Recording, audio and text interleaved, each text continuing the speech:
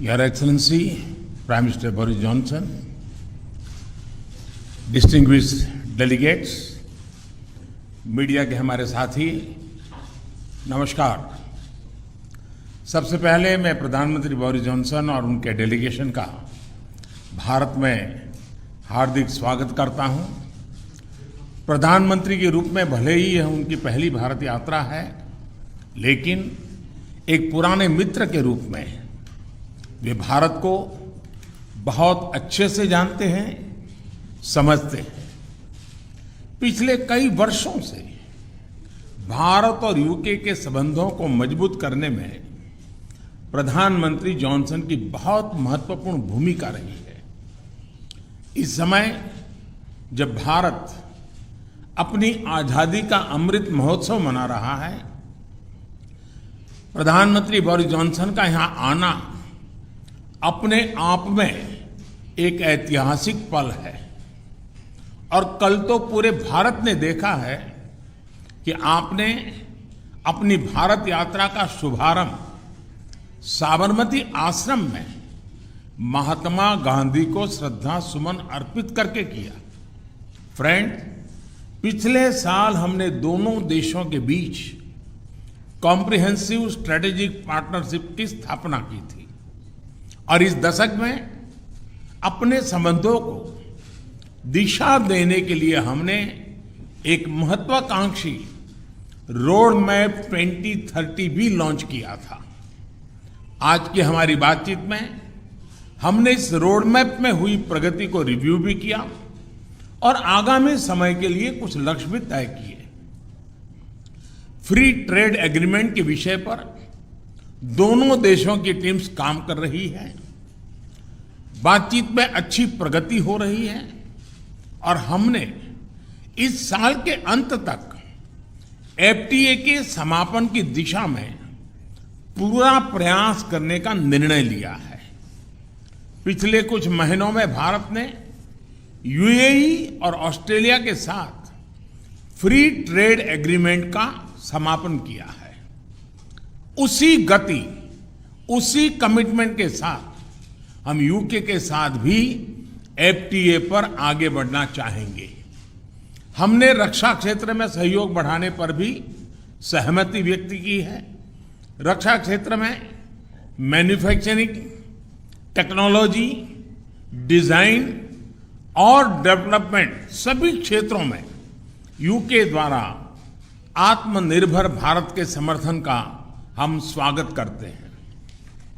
Friends, Bharat में चल रहे व्यापक रिफॉर्म्स हमारे इंफ्रास्ट्रक्चर मॉडर्नाइजेशन प्लान और नेशनल इंफ्रास्ट्रक्चर पाइपलाइन के बारे में भी हमने चर्चा की।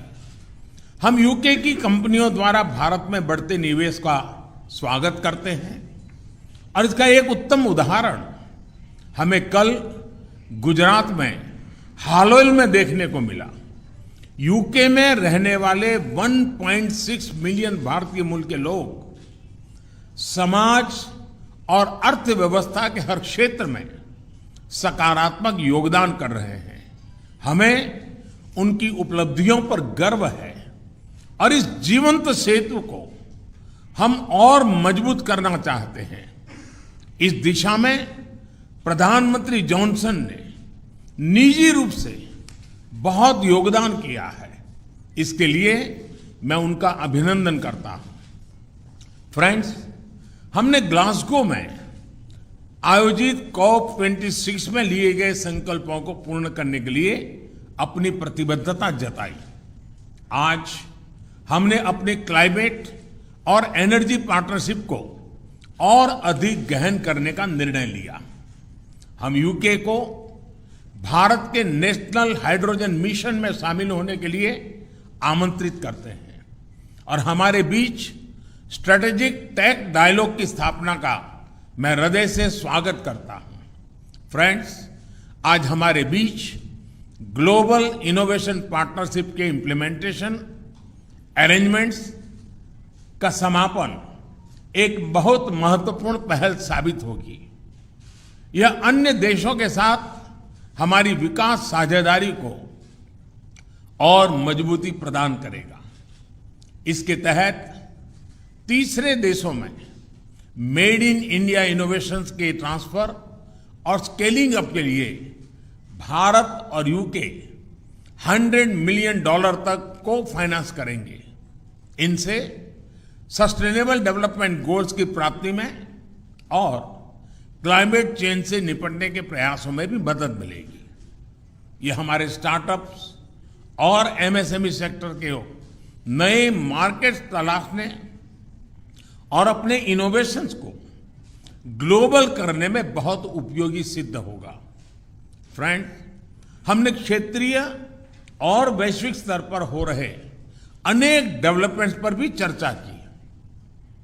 एक free, open, inclusive and rule based order पर आधारित इंडो पैसिफिक क्षेत्र बनाए रखने पर हमने जोर दिया। इंडो पैसिफिक ओशन इनिशिएटिव से जुड़ने के यूके के निर्णय का भारत स्वागत करता है। हमने यूक्रेन में तुरंत युद्ध विराम और समस्या के समाधान के लिए डायलॉग और डिप्लोमेसी पर बल दिया। हमने सभी देशों की क्षेत्रीय अखंडता और संप्रभुता के सम्मान का महत्व भी दोहराया। हमने एक पीसफुल, स्टेबल और सिक्योर अफगानिस्तान और एक इंक्लूसिव और रिप्रेजेंटेटिव गवर्नमेंट के लिए अपना समर्थन दोहराया। यह आवश्यक है कि अफगान भूमि का प्रयोग अन्य देशों में आतंकवाद फैलाने के लिए नहीं होना चाहिए। एक्सेलेंसी, आपने हमेशा भारत और यूके के संबंधों को मजबूत करने के लिए विशेष प्रयास किए हैं। इसके लिए हम आपका अभिनंदन करते हैं। एक बार फिर आपका और आपके प्रतिनिधिमंडल का भारत में हार्दिक स्वागत है। बहुत बहुत धन्यवाद। Thank you, sir. May I now request His Excellency Right Honourable Boris Johnson. Thank you Prime very, Minister. very much. Thank you. Well, my friend Prime Minister Modi, Narendra, my khas dost, I think is the phrase I want in Hindi. We've had a fantastic 2 days here in India. And yesterday I became the first Conservative Prime Minister to visit Gujarat, which is your birthplace, of course, Narendra, but as you've just said, the ancestral home of about half of all the British Indians, and I had an amazing reception, absolutely amazing. I felt a bit like Sachin Tendulkar, and my face was about as ubiquitous everywhere as Amitabh Bachchan. I was everywhere to be seen, and it was fantastic. Now this morning we've had wonderful talks, and I think that they have strengthened our relationship in every way. In challenging times, it is very important that we, the Kasdos, get closer together.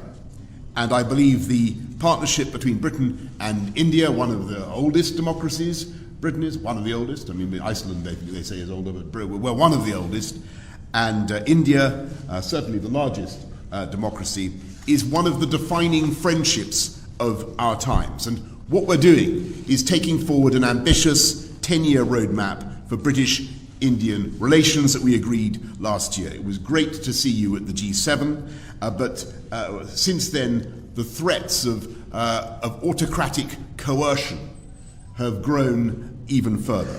And it's therefore vital that we deepen our cooperation, including our shared interest in keeping the Indo-Pacific open and free. So today we've agreed a new and expanded defence and security partnership, a decades-long commitment that will not only forge tighter bonds between us, but support your goal, Narendra, of Make in India. The UK is creating an India-specific open general export licence, reducing bureaucracy and slashing delivery times for defence procurement.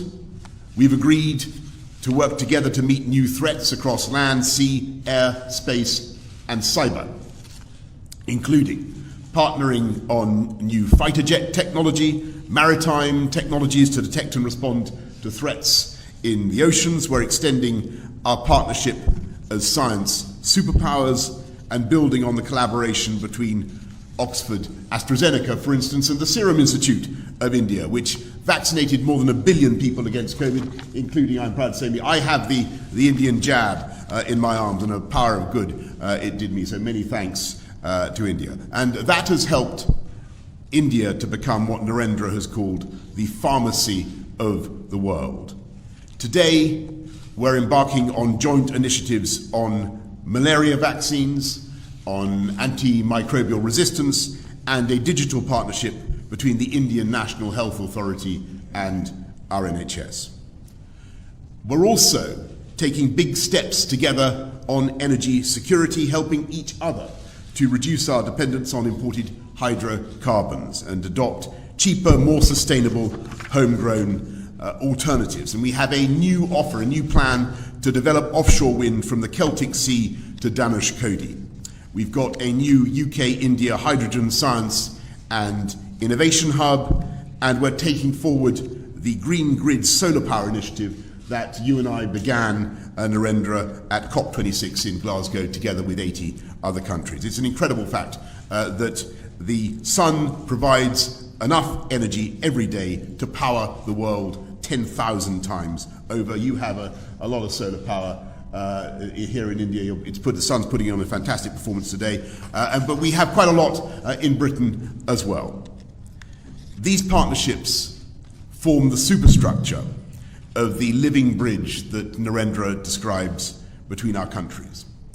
And today, that bridge is humming with goods and services and people and capital, whizzing back and forth, east to west.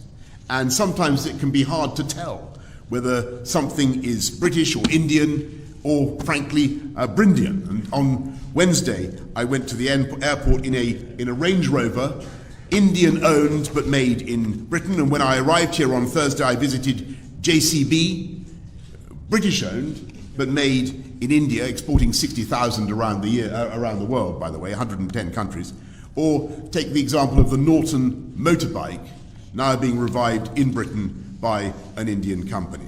And I'm very pleased that this visit has not only deepened our economic partnership, we've agreed new deals worth £1 billion and created more than 11,000 jobs across the UK in everything from electric buses to the robotic surgery of Smith & Nephew, which I saw yesterday, as well as in artificial intelligence, where India's strengths are remarkable.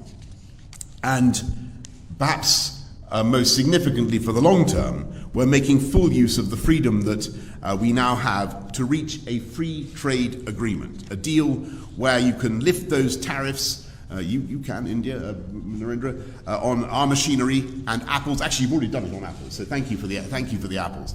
And in turn, we can lift the tariffs on your rice and textiles.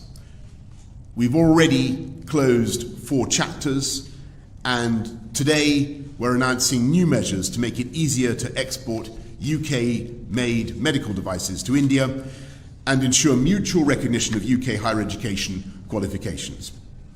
And as the next round of talks begins here next week, we're telling our negotiators, get it done by Diwali in October.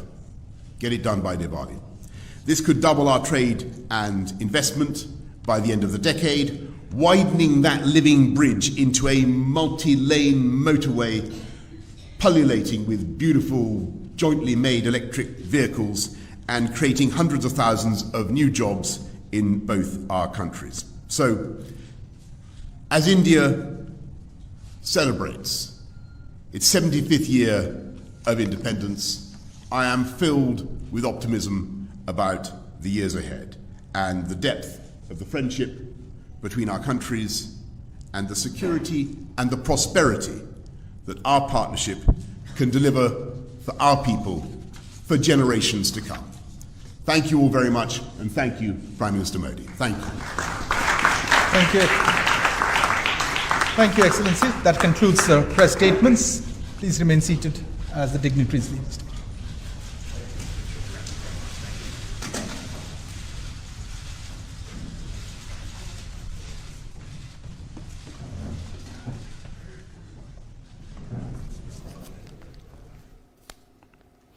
तो आप देख रहे थे सीधी तस्वीरें दिल्ली के Hyderabad house से, जहां British प्रधानमंत्री और भारतीय प्रधानमंत्री नरेंद्र मोदी उनके बीच में द्विपक्षीय वार्ता हुई, प्रतिनिधिमंडल स्तर की वार्ता हुई, कई प्रमुख मुद्दों पे बात हुई। प्रधानमंत्री मोदी ने जिस तरह से इस बात का इशारा किया प्रेस वार्ता में, उन्होंने साफ तौर पर कहा ये चाहे ऊर्जा का क्षेत्र हो जिसमें हाइड्रोकार्बन का एक नया क्षेत्र है, इसके अलावा मेक इन इंडिया का क्षेत्र हो, इसको लेकर दोनों देशों के बीच में लगातार संबंध आगे बढ़ रहे हैं, रक्षा का क्षेत्र हो, सबसे बड़ी बात